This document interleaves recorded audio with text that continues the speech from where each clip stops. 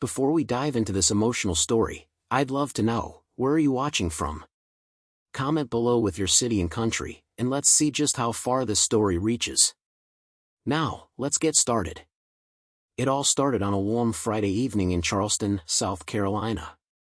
My wife of 2 years, Samantha, and I had decided to meet up with our close friends at the Blue Harbor, a trendy bar near the waterfront. The place was a local favorite, offering just the right mix of charm and excitement, with soft jazz playing in the background and the smell of fresh seafood wafting through the air. Joining us that evening were Brian and his wife Rebecca, along with Josh and his wife Emily.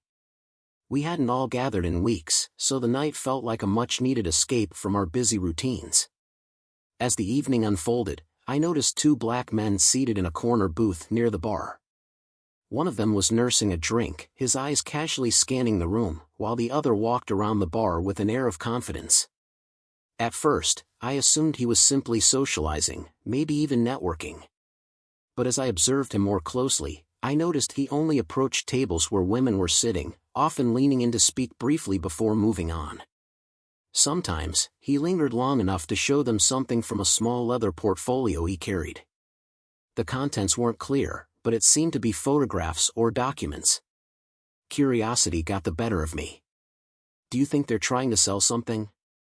I whispered to Samantha, keeping my gaze discreetly fixed on the booth. "It's weird that the staff hasn't stepped in yet." Samantha, always sharp and analytical, tilted her head thoughtfully. "I don't know. They don't really look like salesmen. Maybe recruiters." "For what, though?" Her tone carried a playful edge. Brian overheard and leaned in, smirking. "Recruiters for what?" "A modeling agency." We chuckled, letting the moment pass. After all, it wasn't our problem. But about half an hour later, the man with the portfolio approached our table, flashing a charismatic smile. "Good evening, everyone. How are you enjoying your night?" he asked, his voice smooth and confident. We exchanged polite but cautious responses, the mood shifting slightly. His gaze lingered on the women in our group, and when he spoke again, his words caught us all off guard. "My friend over there," he began, gesturing toward the man in the booth, "he's visiting Charleston for the weekend. He's looking for some company tonight and wondered if any of you lovely ladies might be interested." The audacity of his proposition left me momentarily speechless. Right in front of us, our wives' husbands, he had the gall to suggest such a thing. Before I could even react, Rebecca shot him a sharp look, crossing her arms defiantly. "Why on earth would any of us be interested in something like that?" she asked, her tone a mix of disbelief and disgust. Unbothered, the man's smile widened. "Well," he said smoothly, "my friend is unique. He's extremely well endowed, knows how to treat a woman, and thought one of you might be curious enough to consider it." Samantha's jaw dropped, and Emily nearly spat out her drink, their initial shock quickly giving way to stifled laughter. The absurdity of the situation was almost comedic. "Are you serious?" Josh blurted out, glaring at the man. "Who walks up to a table and says something so ridiculous?" The man ignored him entirely and pulled out his leather portfolio. "I can prove it," he said, his voice brimming with confidence, as he began sliding photos across the table. I expected Samantha, Rebecca, and Emily to immediately shut him down, but to my surprise, Emily leaned forward, her curiosity piqued. She picked up one of the photos, her lips curling into a mischievous grin. "Emily, don't even encourage this guy," Josh snapped, his frustration evident. But the damage was done. The women were now examining the photos, their reactions ranging from exaggerated gasps to wide-eyed giggles. Even Samantha, usually the most level-headed of the group, smirked and muttered, "I've seen better." "Unbelievable," I muttered under my breath, exchanging a look of disbelief with Brian. The man, emboldened by their reactions, leaned in closer. "So? Any takers?" he asked, his tone dripping with confidence. "I promise, you won't regret it." Rebecca and Emily shook their heads, laughing as they handed the photos back. "Thanks, but no thanks," Rebecca said, her voice tinged with sarcasm. I thought the bizarre interaction was finally over, but then the man's eyes locked onto Samantha. His expression shifted, his smile becoming more focused. "What about you?"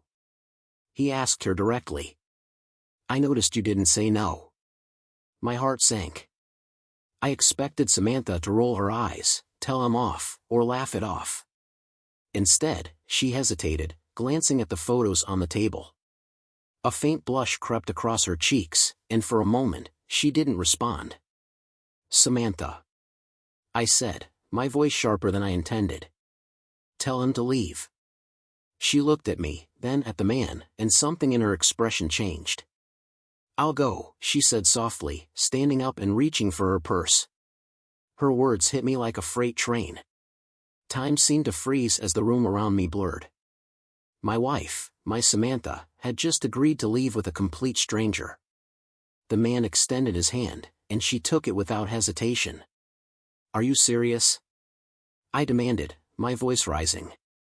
"What the hell are you doing, Samantha?" She glanced back at me briefly, her expression torn. "I'll be back," she said, her voice quiet but resolute. As they walked toward the bar's exit, I pushed my chair back, preparing to go after her. But before I could move, a large, muscular bouncer stepped in front of me, blocking my path. "Hold up, buddy," the bouncer said, his tone firm but calm. "No trouble in here." "She's my wife," I shouted, trying to push past him. "She's leaving with some stranger, and I need to stop her." The bouncer, towering at least 6'5", crossed his arms and stood his ground. "Sir, if she's leaving of her own free will, there's nothing I can do." "Ma'am," he called out to Samantha, who was near the exit, "is this your choice?" Samantha turned back, hesitating for the briefest moment before nodding. "Yes," she replied softly. Her words felt like a punch to the gut. "Samantha, don't do this," I pleaded. "Please." She looked at me one last time, her expression conflicted, before whispering something to the bouncer. Whatever she said made him glance at me with a mix of pity and authority. "Sorry, man," the bouncer said, his voice almost sympathetic. "She asked me to keep you here for a few minutes. Said it's for your own good." "For my own good?" I spat, my anger boiling over. "She's walking out with a complete stranger, and you think this is helping me?" "Look, I don't know what's going on between you two," the bouncer replied, his tone steady. "But as long as she's inside this bar, I can't let you cause a scene." I watched helplessly as Samantha walked out, her hand lightly brushing the stranger's arm. She didn't look back. The door swung shut behind them, and the weight of the moment crashed down on me. My friends sat in stunned silence, their expressions ranging from shock to discomfort. Emily opened her mouth as if to say something but quickly closed it, unsure of what to say. Rebecca shook her head, her hand covering her mouth. Finally, Brian spoke, his voice low and cautious. "What just happened, Henry? What does it look like?" I replied bitterly, collapsing back into my chair.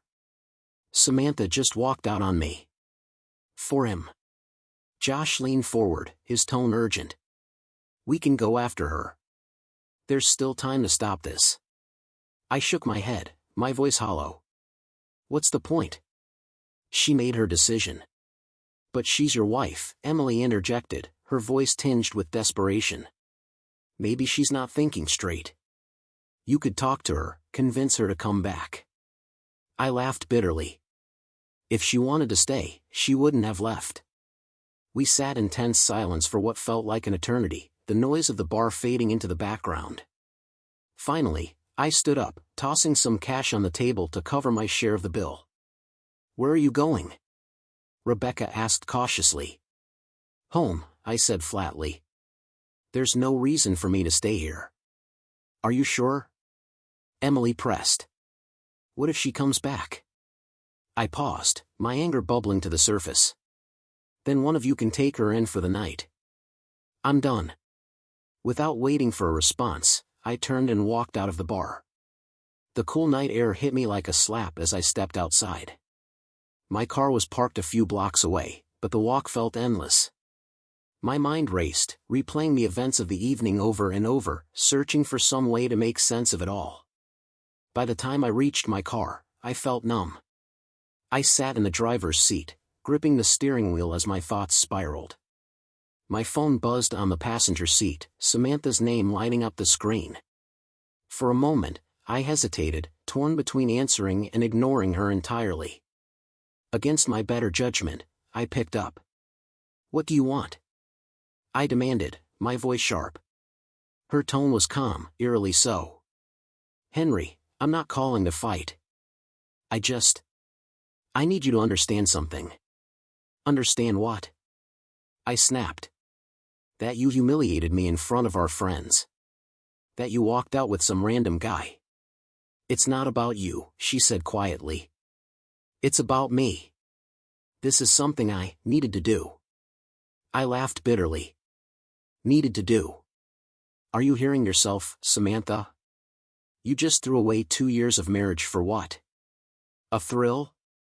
"It's not like that," she said, her voice tinged with desperation. "It's just, I've always been curious, Henry. And when I saw the photos—" "Stop," I cut her off. "I don't want to hear another word." She hesitated but continued anyway. "It's not about love or us. This doesn't change how much I care about you. It's just one night, Henry. That's all. One night." I repeated, my voice rising. "You humiliated me in front of everyone, left with a stranger, and now you expect me to just sit at home and wait like nothing happened?" "I'll come back," she said softly. "We'll move past this. I promise." Her calmness infuriated me. "Move past this. Samantha, you betrayed me in the most public, disgusting way possible. How do you think that's something we just move past?" "Please, Henry," she pleaded, her voice cracking. "I need you to trust me. Just this once." "Trust you?"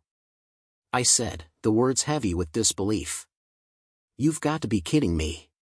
Without another word, I hung up and threw the phone onto the passenger seat.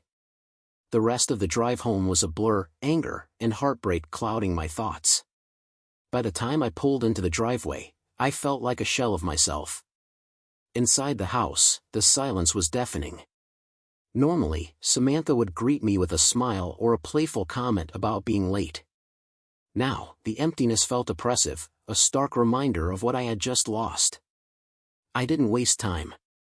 Heading straight to the bedroom, I pulled out my suitcase and began throwing my clothes into it. Organization didn't matter, only speed. If she wanted to make a mockery of our marriage, she could do it alone. Halfway through packing, I heard the front door open and close. My body stiffened. Moments later, Samantha appeared in the doorway, her makeup smudged and her hair disheveled. She looked at the suitcase on the bed, her eyes widening. "What are you doing?"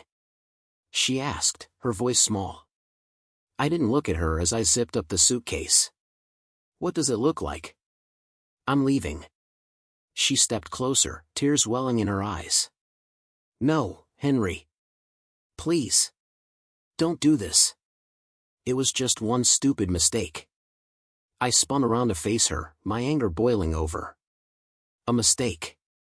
You call walking out on me, in front of our friends, for some guy with a cheap sales pitch, a mistake?" She reached for my arm, but I pulled away. "I wasn't thinking," she sobbed. "I just got caught up in the moment. It didn't mean anything." "Didn't mean anything?" I echoed, laughing bitterly. "Do you have any idea how much you've humiliated me? How much you've hurt me? You didn't just betray me, Samantha, you destroyed us." Her tears came harder, and she sank onto the edge of the bed.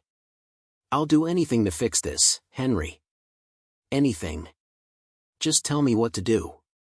I stared at her, my chest tight with conflicting emotions. "You can't fix this," I said coldly. "You've done something that can't be undone. Please," she begged. "It was just one night. I swear, it won't happen again." "No," I said firmly. "It's too late." She collapsed into sobs, her body shaking as she clung to the edge of the bed. My resolve hardened. Grabbing my suitcase, I headed for the door. If you cared about us, you wouldn't have done this. Goodbye, Samantha. As I walked out the door with my suitcase in hand, Samantha's sobs echoed behind me, each one pulling at something deep inside me. But I couldn't stop. Not this time. Not after what she had done. The drive to the hotel was quiet except for the occasional buzz of my phone. Samantha's name flashed on the screen again and again, but I ignored her calls. My thoughts raced, cycling through every moment of the night, trying to make sense of the betrayal. By the time I checked into the hotel, I was completely drained. I collapsed onto the bed, staring blankly at the ceiling as the weight of everything pressed down on me. The next few days were a haze of unanswered calls, sleepless nights, and the kind of loneliness that gnaws at your soul. I avoided our mutual friends, unwilling to face their pity or judgment. Instead, I threw myself into work, staying late at the office just to avoid returning to the emptiness of the hotel room. On the third day, there was a knock at my hotel door. My stomach twisted as I opened it to find Brian standing there, looking concerned. "Hey, man," he said, stepping inside without waiting for an invitation. "We need to talk." I sighed, sinking onto the edge of the bed. "What is it, Brian?" "If this is about Samantha, I don't want to hear it." "It's not just about her," he said, his tone serious. "It's about those guys from the bar. Something's not right about them." I frowned. "What do you mean?" Brian pulled out his phone and handed it to me. On the screen was a local news article, "Married Women Targeted in Bar Scheme." The article detailed how two men had been approaching women in bars across the city, using a mix of flattery, manipulation, and intimidation to lure them into compromising situations. Several women had come forward, describing how the men had shown them provocative photos, much like the one Samantha and the others had seen that night. My hands tightened around the phone as I read. "These bastards," I muttered. "They're predators." Brian nodded. "I thought you'd want to know. You're not the only one dealing with the fallout from what they've done." Before I could respond, my phone buzzed on the nightstand. This time, it wasn't Samantha. The name on the screen read Marcus Taylor. I didn't recognize it, but something told me to answer. "Hello," I said cautiously. "Is this Henry Carter?" the deep voice on the other end asked. "Yeah." "Who's asking?" "My name's Marcus Taylor.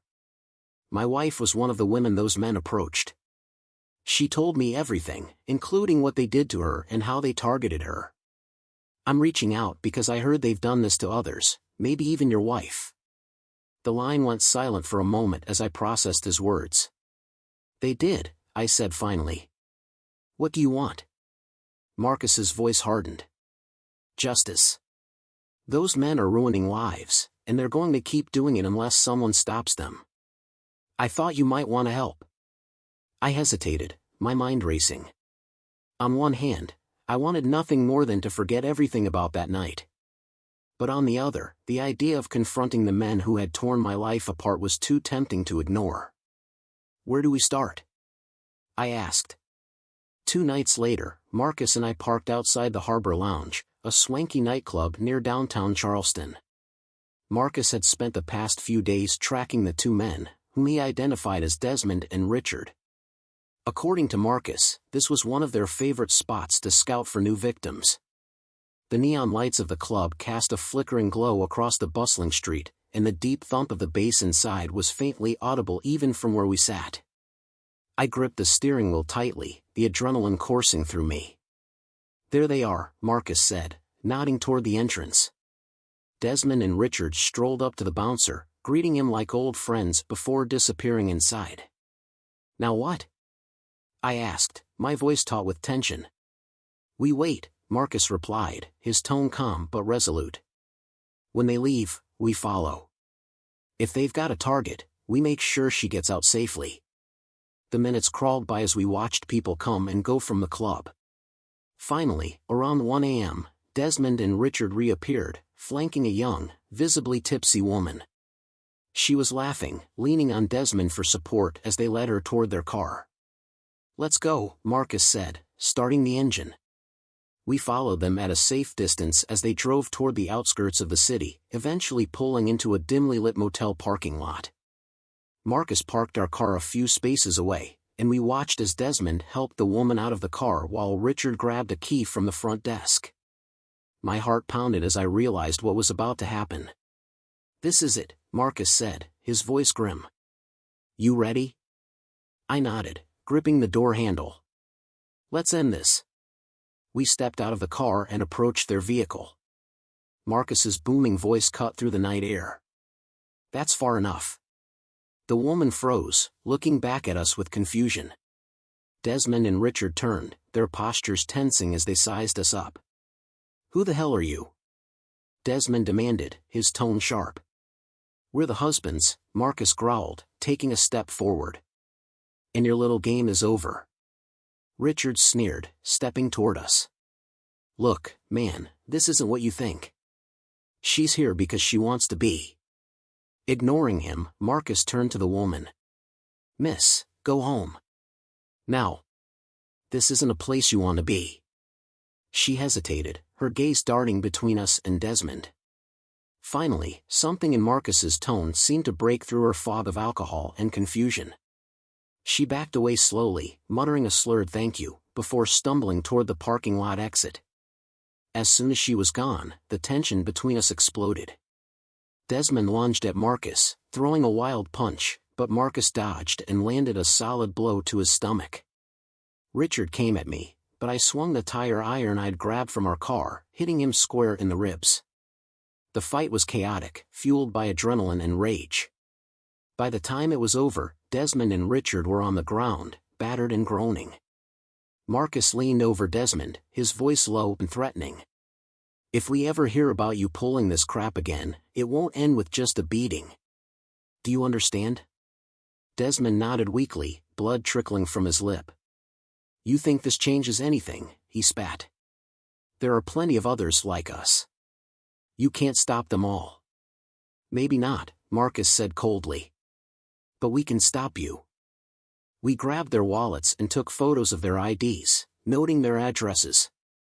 Then we left them there, broken and humiliated, as we drove off into the night.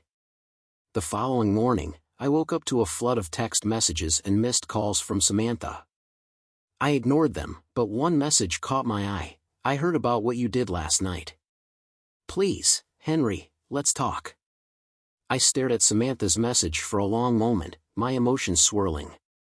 Part of me wanted to ignore her, to keep her firmly in the past where she belonged.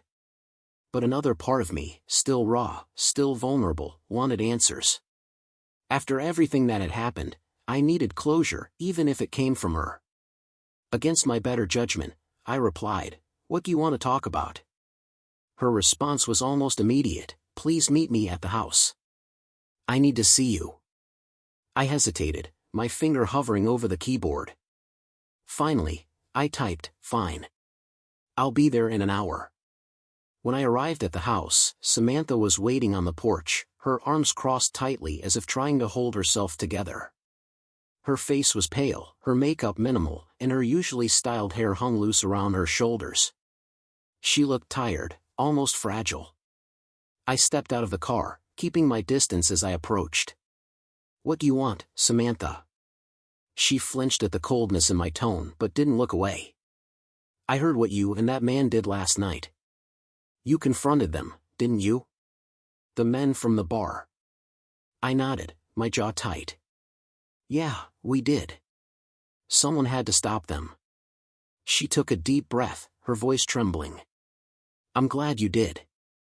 Henry, I know you'll never forgive me, but I didn't realize until now how much I let them manipulate me. I thought I was in control that night, but I wasn't. They prey on women like me, on our insecurities, our curiosity. I don't know why I fell for it, but I did, and I hate myself for it." Her words hit a nerve, stirring something I couldn't quite define. "Samantha, it wasn't just them. You made the choice. You knew what you were doing when you walked out with him." "I know," she said quickly, her eyes welling with tears. "I know I did, and I'll regret it for the rest of my life. But those men, they make it feel like you're the one in control, even when you're not. They show you those photos, flatter you, make you feel special, and before you know it, you're making decisions you'd never make otherwise. I shook my head, anger and frustration bubbling to the surface. You're not the only one they've done this to. I've heard about other women, other marriages they've destroyed. That's why Marcus and I had to stop them.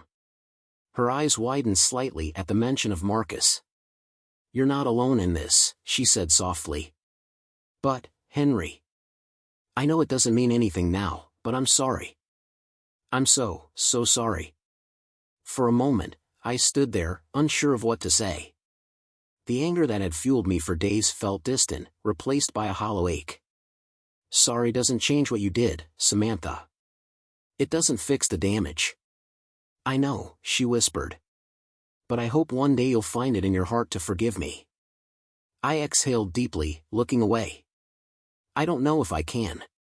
But for what it's worth, I hope you figure out how to move forward. I can't stay stuck in this anymore. Her tears flowed freely now, but she didn't try to stop me as I turned and walked back to my car. The closure I had sought wasn't perfect, but it was enough. As I drove away, I felt a strange mix of relief and sadness. Samantha was no longer my future. She was my past. Over the following months, I worked hard to rebuild my life. I reconnected with friends, threw myself into new hobbies, and slowly started to heal. Marcus and I stayed in touch, bonded by the strange circumstances that had brought us together. He and his wife were also rebuilding, finding strength in their shared determination to leave the past behind. One night, while out at a quiet wine bar with friends, I met someone new. Rachel was nothing like Samantha, kind, grounded, and refreshingly honest. On our fourth date, as we sat in the soft glow of candlelight, she leaned in close and smiled. Henry, I think you've waited long enough to let someone in. Let's see where this goes. For the first time in what felt like forever, I smiled, a real, genuine smile. There was hope again, and I was ready to embrace it. This is the end of the story. Friends, share your opinion and thoughts in the comments. Subscribe to Secret Stories so you never miss our exciting stories. It will help us a lot in our development. We release new stories daily. Bye-bye.